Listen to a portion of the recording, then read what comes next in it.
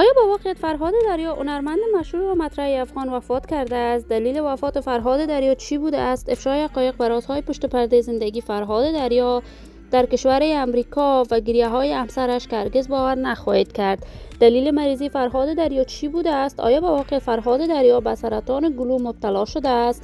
من در این ویدیو پیرامون حقایق همین ماجرا خواهم پرداخت. پس در ادامه با کانال دنیا اینفو باشید.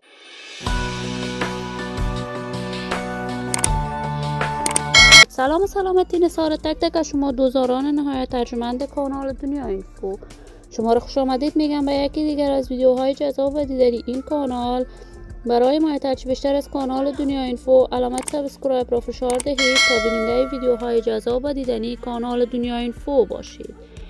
فرهاد دریا هنرمند محبوب، مطرح و سرشناس افغان که در میان مردم افغانستان شهرت و محبوبیت خاصی دارد. فرهاد دریا عاشقانه هنر موسیقیش را از سن نوجوانیش آغاز کرد. فرهاد دریا برنامه‌های موسیقیش را از سن نوجوانی و پیش می برد و در گروه باران اشتراک کرد و در آن زمان با هنرمندان دیگر افغان آهنگ‌های بیشماری سرود که تاکنون آهنگ‌هایش ماندگار در دل‌های مردم افغانستان بوده است. فرهاد دریا ازدواج کرده بود و در سن نوجوانیش به کشور امریکا مهاجرت کرد. در آن زمان مانند قبل برنامه‌های هنری‌اش را به پیش می برد و آهنگ هم می سرود. در سرتاسر جهان کنسرت‌های برگزار می کرد و کنسرت‌های فرهاد دریا بیننده‌های داخلی و خارجی داشت.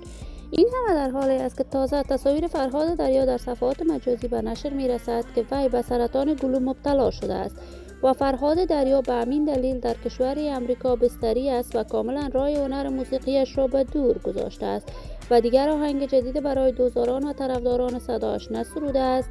دلیل این که فرهاد دریا چرا دیگر آهنگ نمی سرایت معلوم نیست.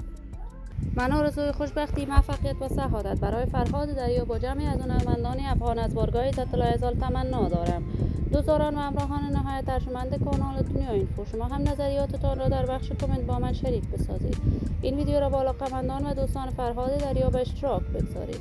اگر دوست دارید عضو کانال دنیا اینفو باشید، پس برای حمایت بیشتر از این کانال علامت سابسکرایب را فشار دهید تا بیننده ویدیوهای جذاب و دیدنی این کانال باشید. تا درود دیگر، شما خوبان را به الله منان امانت گذاشته موفق و کامیاب باشید.